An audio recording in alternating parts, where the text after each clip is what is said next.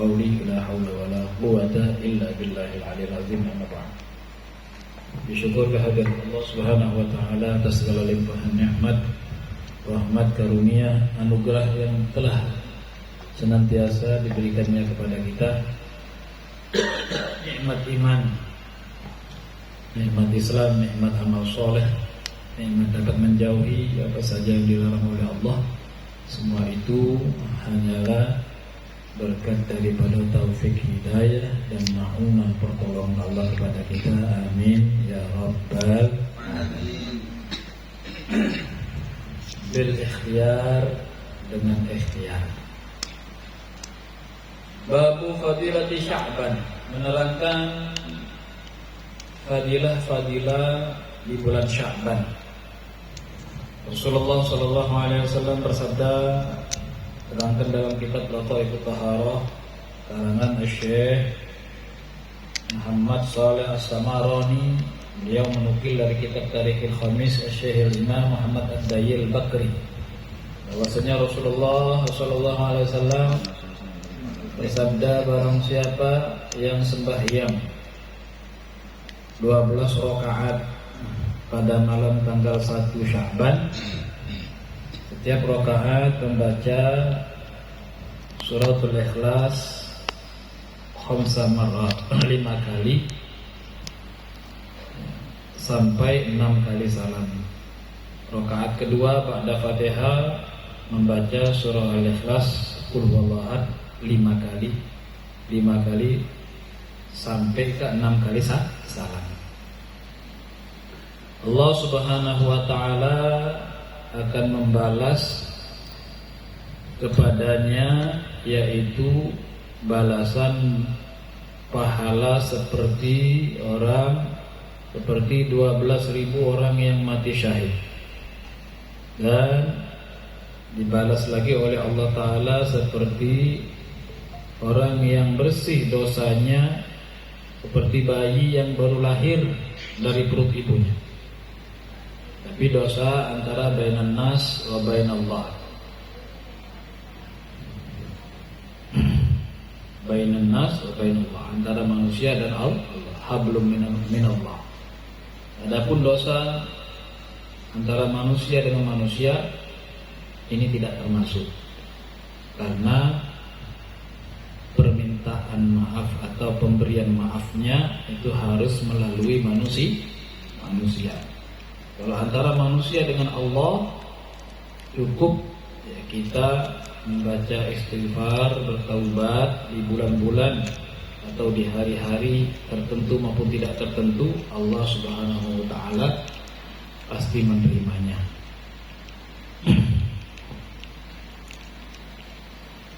Kemudian tidak ditulis kesalahan orang itu selama 80 hari. Jadi kalau ada orang punya kesalahan yang tidak sengaja, ya, bukan disengaja. Kalau disengaja ente yang salah. Itu kan ada keterangannya dari Habib Al-Kab itu, katanya kalau yang sembahyang 12 rakaat tidak ditulis kesalahannya selama 80 hari. Berarti kita santai aja, 80 hari nggak ditulis, mau puas-puas bermaksiat, mau meninggalkan sholat, mau meninggalkan puasa 80 hari, selama 80 hari tidak ditulis. Berarti ada kebebasannya. Ente yang goblok, ente yang salah. Artinya di sini tidak ditulis kesalahannya selama 80 hari bukan membebaskan kewajiban. Kewajiban tetap dilaksanakan apabila terdapat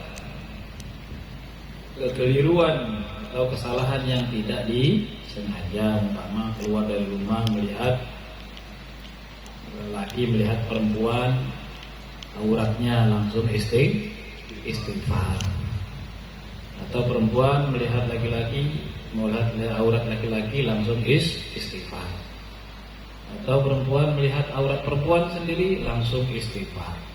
Atau laki-laki melihat aurat laki-laki sendiri sama-sama laki-laki juga tetap istighfar karena dosanya sama.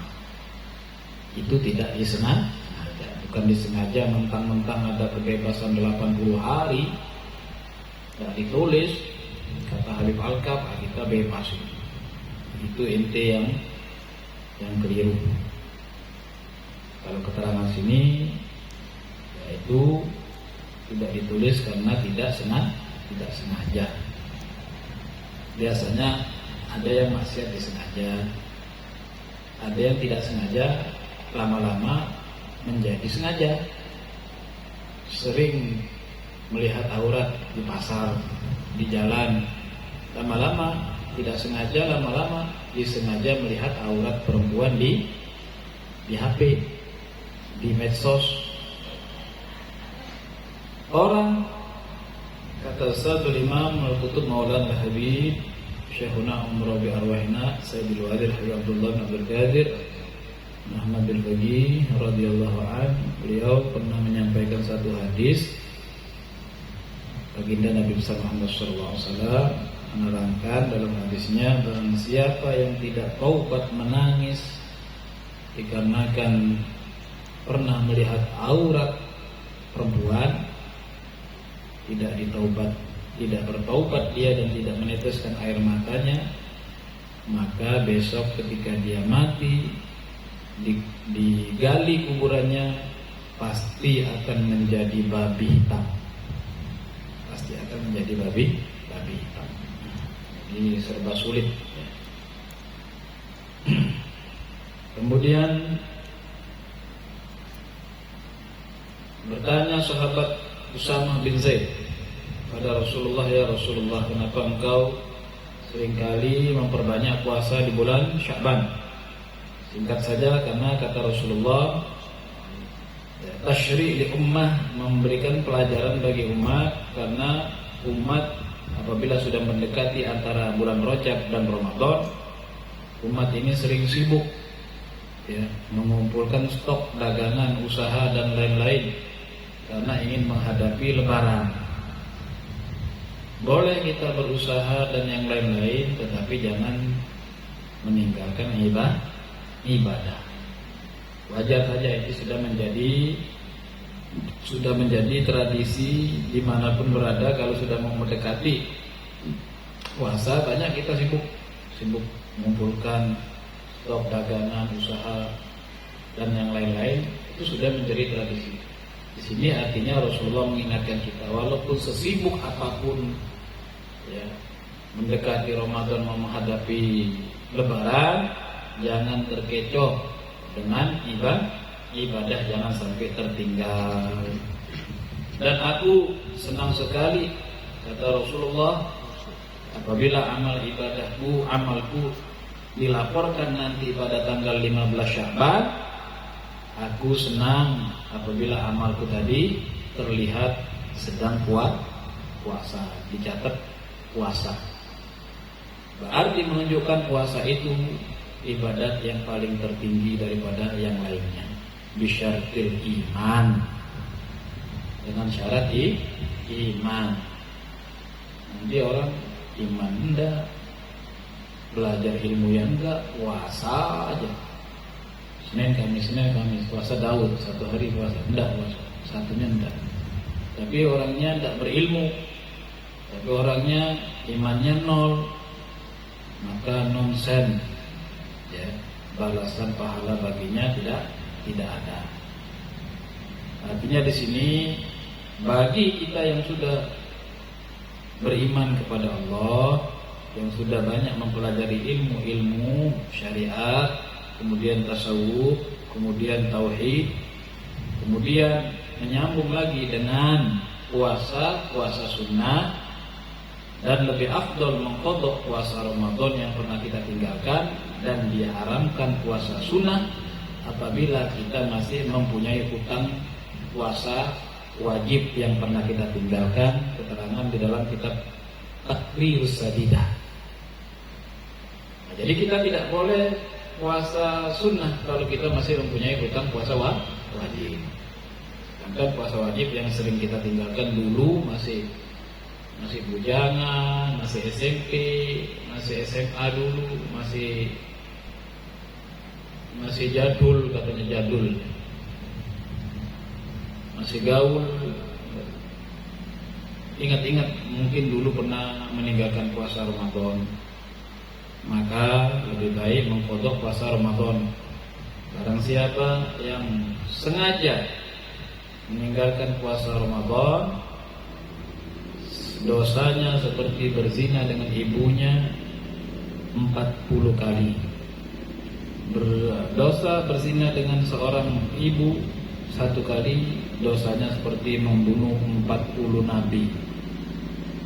Mungkin dulu kita masih waktu jadul, waktu nggak ngerti dengan nggak dekat dengan ulama, nggak dekat dengan orang alim, nggak tahu ilmu, nggak tahu duduk di majelis pengajian. Sekarang sudah terbuka, sekarang sudah diberi taufik hidayah oleh Allah, maka kita harus banyak bertaubat dan menangis kepada Allah karena kenaifan kita sangat banyak, karena dosa kita sangat banyak, dan jangan mengulangnya. Amin Allahumma. Masya Allah. Pada tanggal malam 15 nisfu Sya'ban akan dilaporkan semua amal ibadah anak cucu Adam, kata Rasulullah. Kemudian ba'du sahabat bertanya kepada Rasulullah, ayyuma afdal, apa yang paling afdal, paling utama antara puasa Sya'ban dan puasa Ramadan ya Rasulullah? Rasulullah, puasa yang paling afdal itu adalah puasa bulan Sya'ban dengan tujuan mau mengagungkan puasa bulan Ramadan. Puasa bulan Ramadan itu wajib pas-pasan balik modal. Kalau puasa Sya'ban itu sunnah. Orang berat melaksanakan puasa Sya'ban, kalau dia bisa, maka dia mendapatkan nilai lebih di sisi Allah. Kalau puasa Ramadan ya sudah wajib. Berat nggak berat, orang merasa ringan karena sudah wajib. Tapi puasa sunnah, puasa kada ya, puasa enggak, nunggu Ramadan berat. Tapi bagi orang yang sudah istiqomah, sudah merasakan manisnya puasa, manisnya ibadah, biasa dia. Puasa Sya'ban itu sudah menjadi makanannya sehari-hari.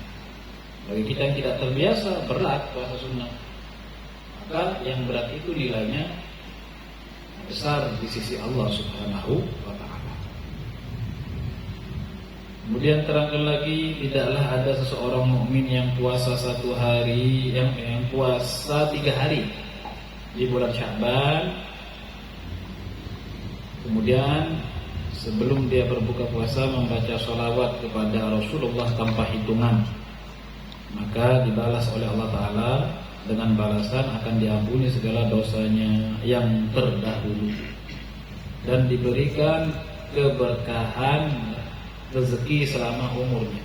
Kalau kita ingin mencari keberkahan rezeki selama umur kita, supaya rezeki berkah, maka puasa di bulan Sya'ban 3 hari.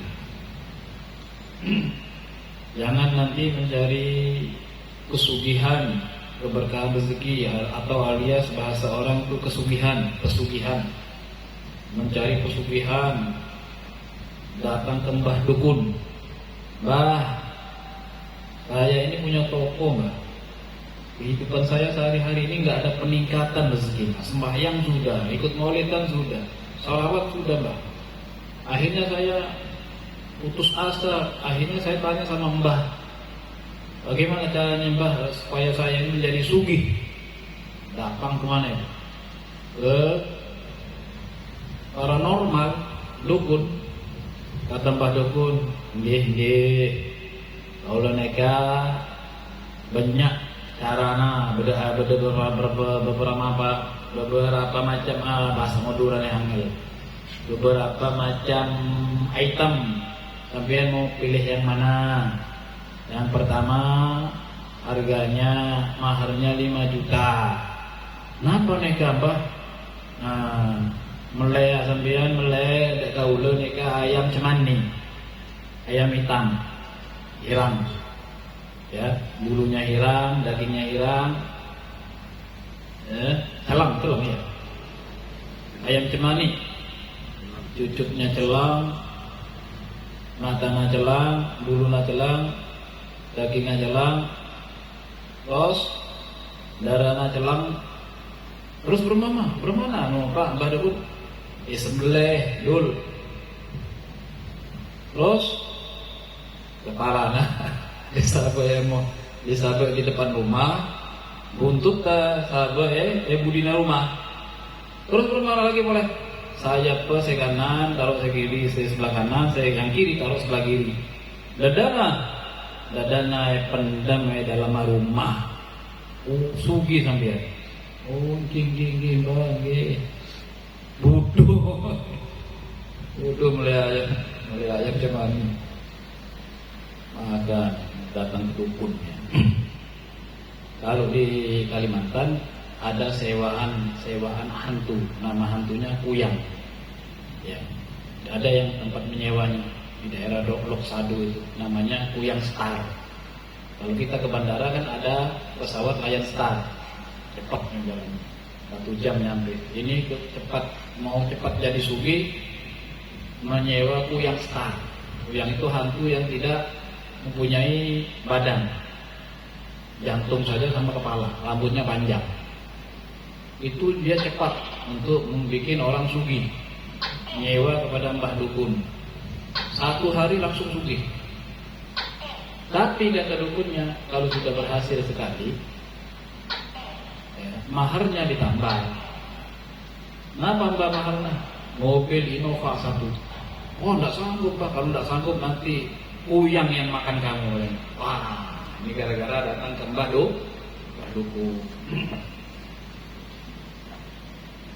Jadi kita mau mencari keberkahan rezeki, jangan datang ke Mbah Dukun. Jangan, kalau bahasa Madura, Mbah Dukun, paranormal, kotekaan, apa lagi? Ini banyak dukun. Kalian ada, Banyuwangi ada, Telangu ada juga, di putaran tahu tempatnya saya itu di mana-mana itu.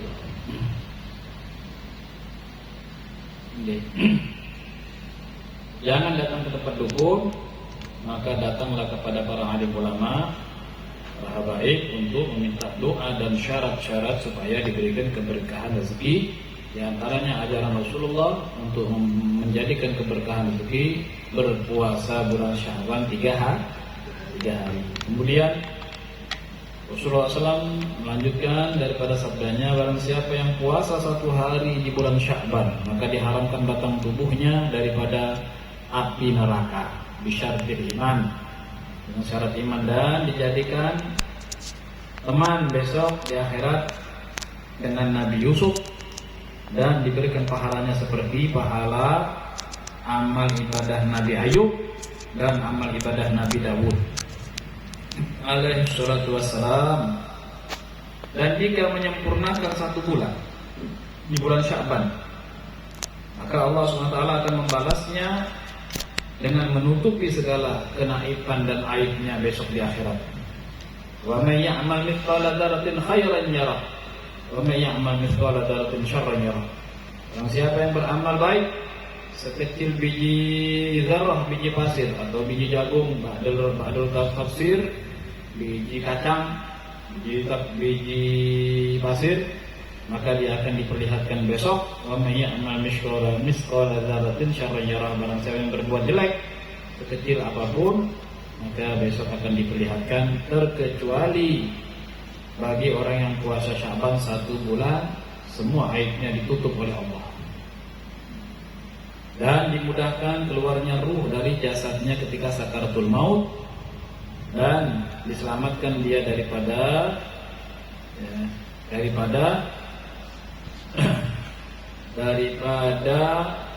keganasan malaikat mungkar dan nakir ketika mendatangi mayit yang masih tersisa 1 dosa kepada Allah. Itu bahaya ya. Maka setiap hari kita taubat, istighfar, habis sholat 5 waktu ada istighfarnya, mau tidur ada istighfarnya. Wa man tarabbi la ilaha illa anta khalaqtani wa ana 'abduka wa ana ahdika wa 'adika استطعت أعوذ بك من شر ما صنعت أبوء لك بنعمتك علي أبوء بذنبي فاغفر لي فإنه لا يغفر الذنوب إلا أنت إلهي لست للفردوس أهلا ولا أكو على نار الجحيم فهب لي توبة واغفر ذنوبي فإنك غافر الذنب العظيم. 3 kali dibaca sebelum tidur. Setelah istighfar, kemudian tawasul kepada Rasulullah sallallahu alaihi wasallam. Alaika ya sayyidi ya Rasulullah qad ilati adrikni. 3 kali. Terakhir sebelum tidur baca la ilaha illallah Muhammadur Rasulullah fi kulli lamhatin wa nafasin adada ma wasi'ahu wa ilmullah 4 kali. Jadi istighfarnya ada, shalawatnya ada, zikirnya ada. Insyaallah apabila kita nanti malam itu sudah sampai umur kita, habis kontrak kita sudah bertaubat kepada Allah dan bersalawat tawasul kepada Nabi, kemudian baca zikir la ilaha illallah, ditulis pahalanya seperti 72.000 kali la ilaha illallah. Siapa yang sanggup di antara jamaah taklim yang puasa sebulan? Biasanya Masrawi. Masrawi yang sebulan. Pak Jamal juga alhamdulillah. Kalau Om belum lagi. Insyaallah. Ente jom. Allah, niat dulu ya. Niatnya seorang niatul mukmin, niatnya seorang mukmin itu khairun min amali, lebih utama, lebih baik daripada amalnya. Tetapi tidak cuma niat malolo ya, karena niatnya orangnya beriman itu lebih utama daripada amalnya. Tapi niat lolos, niat baik bukan niat amalan kegiatan lihat takdir dari mereka yasa niat. Ini malaikat awam yang kesambian mereka yasa. Awam ini orang yang ciptaan malaikat itu muridnya Al-Qaf ini mana? Ini murid sampai dah bukan murid. Kita muridnya Ustazul Imam semua kita. Kita ini muridnya Ustazul Imam.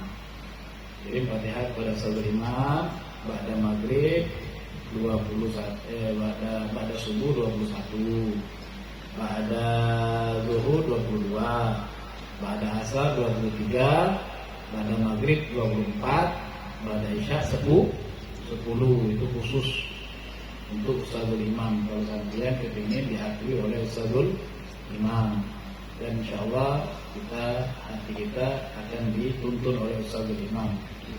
Fatihah berapa? Habis subuh 21, habis zuhur 22, habis asar 23, habis maghrib 24, habis isya 10. Jadi semua jumlahnya 100. Berkah itu. Ini ijazah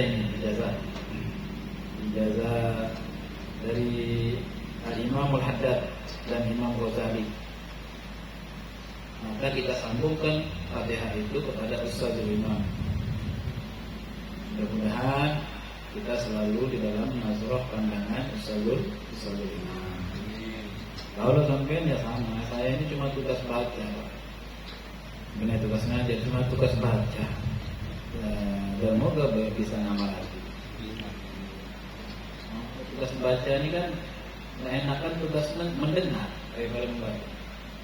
Kalau mendengar kan, cukup hanya minum kopi. Kalau baca ini berat. Dan baca, makanya tugasnya hanya tugas membaca nawa itu ta'alum wa ta'lim. Sama-sama belajar.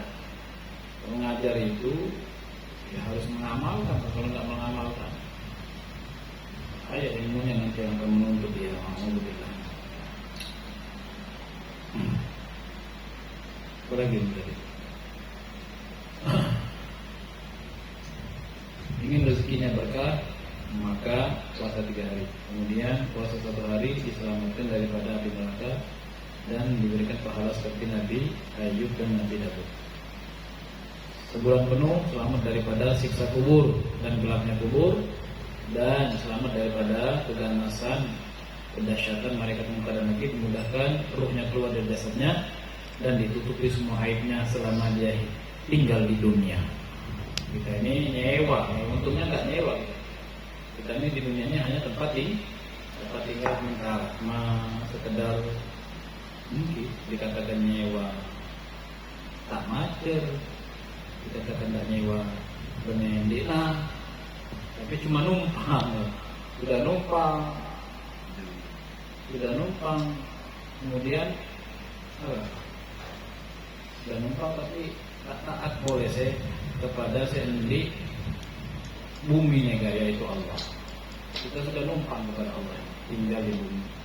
Rezeki beri Allah Ta'ala, kesehatan semua, tapi kita tak taat kepada Allah Ta'ala. Ya Allah. Orang lain ini kan numpang, usir mereka. Barang siapa Rasulullah SAW didatangi malaikat Jibril. Kemudian malaikat Jibril mengatakan kepada Rasulullah, ya Rasulullah, angkatlah tanganmu untuk meminta doa kepada Allah. Kata malaikat Jibril, kenapa ya Jibril? Akhirnya Jibril, malam apa ini ya malaikat dia Jibril sehingga aku diperintahkan untuk mengangkat tangan dan berdoa. Kata malaikat Jibril, malam ini adalah malam nisfu Sya'ban, yang mana Allah Ta'ala membukakan 300 pintu rahmat pada malam nisfu Sya'ban, dan bukakan pintu taubat siapapun yang ingin bertobat dari umat Nabi Muhammad, kecuali syirik billah, orang yang syirik kepada Allah, kemudian sahir, tukang sihir, dan orang yang senang datang kepada tukang sihir, rahim, kemudian dukun atau orang yang senang datang kepada dukun, kemudian yang keempat zina, orang yang ahli zina, baik zina pada hakikatnya zina yaitu bersetubuh dengan yang bukan muhrimnya yang diharamkan.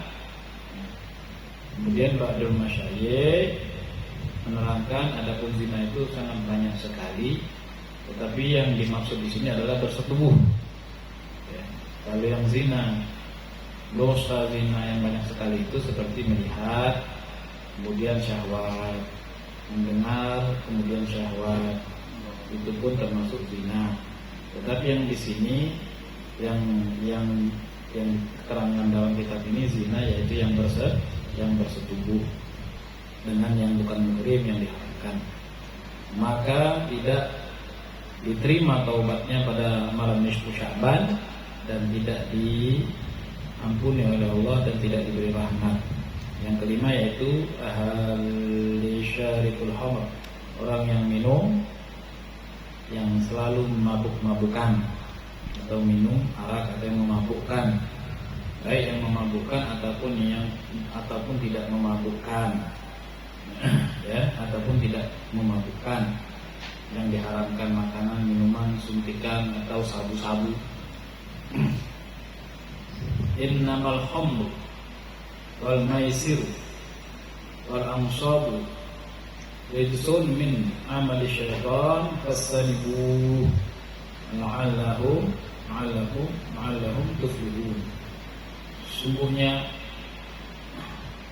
khamr dan sebangsanya hal-hal yang diharamkan oleh Allah SWT itu adalah amalan syaitan. Maka Allah Ta'ala perintahkan jauhilah amalan-amalan syaitan tersebut yang memabukkan ataupun yang tidak dimabukkan, baik diminum atau disuntikan. Sesungguhnya engkau nanti akan menjadi orang-orang yang beruntung, selamat. Terakhir, jangan lupa nanti malam tanggal 15 nisfu Sya'ban sholat maghrib. Habis sholat maghrib sholat sunnah. Habis sholat sunnah sholat awabin. Awabin diterangkan dalam kitab Hizbul Fathil Kabir Bisalati alal Habibil Bashir. Ya, di sini kitab Majmu' Kalam Al-Kutub Al-Habib Ali Al-Habsyi menerangkan sholat nisfu Sya'ban itu ya habis sholat maghrib, sholat sunnah, kemudian sholat awabin, sholat sunat al-awabin, rakaataini lihifzil iman, rakaataini lillahi ta'ala. Usolli sunatal awabin lihifzil iman, rakaataini lillahi ta'ala. Pada Fatihah suratul Ikhlas 6 kali. Kalau di dalam kitab ini, kalau juga dalam kitab Ihanatul Thalibin kalau nggak salah, itu kalau sholat awabin itu suratnya kulhu 6 kali, kul al-falaq 1 kali, kul a'udzubinas 1 kali. Kalau di kitab ini hanya kulhu saja 6 kali. Habis sholat sunnah awabin, baca Yasin pertama, niat minta diberikan panjang umur dalam ketaatan kepada Allah dan Rasul. Habis baca Yasin, baca doa nisfu Sya'ban, Allahumma ya dzal manni wa la yamannu 'alaik, ya dzal jalali wal ikram, ya dzal tawli wal in'am, ya Allahu ma yasha'u wa yuthbitu indahu umul kitab. Itu kan. Habis baca doa nisfu, sholat lagi, sholat sunnah awabin lagi 2 rakaat. Bacaannya kulhu 6 kali, rakaat kedua kulhu 6 kali. Habis salam baca Yasin ke yang kedua. Kalau di majelis kita nih, kalau umum tidak pakai sholat awabin. Kalau sampai jadi imam untuk umum jangan pakai sholat awabin. Ya, nanti dikatakan bid'ah lagi oleh orang Wahabi. Kalau di majelis kita boleh mau pakai sholat awabin, boleh tidak. Kalau biasanya saya pakai sholat awabin, kalau nggak pakai pun tidak apa-apa.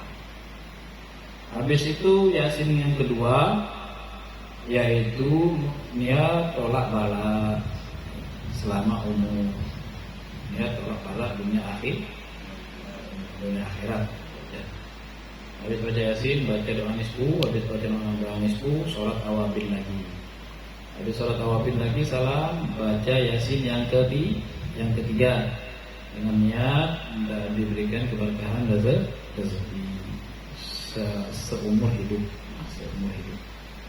Habis baca Yasin selesai, baca doa nisfu Sya'ban, kemudian ditutup dengan baca doa Yasin terakhir saja, doa Yasinnya tidak apa-apa, supaya tidak kepepet dengan waktu Isya. Terakhir, ada satu hikayah, pada satu saat Nabi Allah Isa berjalan di satu pergunungan, melihat ada satu batu berwarna putih mencorong bersinar. Kemudian Nabi Allah Isa bertanya-tanya dalam hatinya, meminta petunjuk. Kemudian sebelum Nabi Allah Isa meminta petunjuk, Allah Subhanahu wa taala sudah memberikan firman di dalam hadis qudsi firman Allah Taala dan dengan Nabi Isa itu, ya Isa, apakah engkau ingin tahu apa rahasia batu putih yang bersinar itu? Kata Nabi Allah Isa, na'am ya Rabbi, benar wahai Tuhanku, aku ingin tahu. Seketika Allah SWT membelah batu itu, keluarlah kakek-kakek ya, membawa tongkat hijau, dan di sebelah kakek-kakek itu ada anggur. Kemudian kakek-kakek itu menyapa kepada Nabi Allah Isa, ya Sayyidina Isa alaihi salam, ya, aku beribadah di dalam batu ini dan inilah rezekiku, tiap hari makan anggur di dalam batu. Kira-kira sampean sanggup tinggal di dalam batu? Mas Rawi, sanggup tinggal di dalam batu? Bisa orang hidup di dalam batu. Mungkin ada ruangan ya. Kalau cacing dalam batu ya mungkin, ini orang. Allah Subhanahu wa taala menjadikan ya, fi'lu kulli mungkinin aw tarkuhu. Allah taala jaiz bagi Allah taala untuk menjadikan hambanya tinggal di dalam batu. Tidak mustahil, yang mustahil itu ada Tuhan selain Allah. Tuhan beranak, Tuhan punya istri, ya. Tuhan punya karetan, nah itu mustahil. Kalau orang Allah Ta'ala jadikan orang itu tinggal di dalam batu, tidak mustahil. Ini ada ceritanya masalahnya. Nabi Allah Isa tanya, ya Syekh, berapa lama engkau sudah ibadah dalam batu ini? Kata Syekh itu, ya Isa alaihissalam, saya beribadah dalam batu ini sudah 400 tahun. Kaget, kagum Nabi Allah Isa, kemudian bertanya kepada Allah, ya Allah ya Rabbi, apakah ada orang yang lebih tinggi derajatnya dan lebih mulia daripada orang yang kakek-kakek ini? 400 tahun tidak pernah lihat HP, tidak pernah lihat TV, tidak pernah lihat maksiat, tidak tahu dengan pasar, ibadah tok siang malam 400 tahun. Apakah mungkin ada yang lebih daripada ini, melebihi orang ini derajat dan ketinggiannya, kemuliaannya?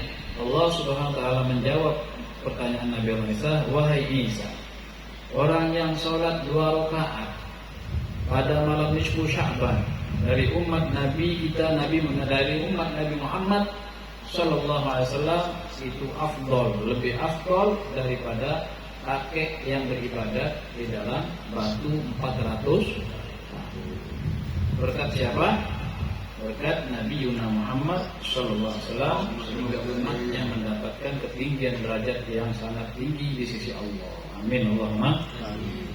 Rabbana anfa'na bima 'allamtana wa 'allimna alladhi yanfa'una wa faqihna wa faqihna wa qurrabat lana fi dinina wa tawfiqna wa zakah. Rabbi wafiqna fi dhulmi ma taqdi qawlana khairan karma warzuqil qula halalan da'ima wa akhiril a'mal ma naqdha bil khair wa naqdha bil syarr. Rabbana sulih lana kulla syu'un wa akhirati ridhamikal huyun. Rabbi anna rabbana kulla dunya qabla anta atana usulman wa ghayr wasir anta akramu man sakar.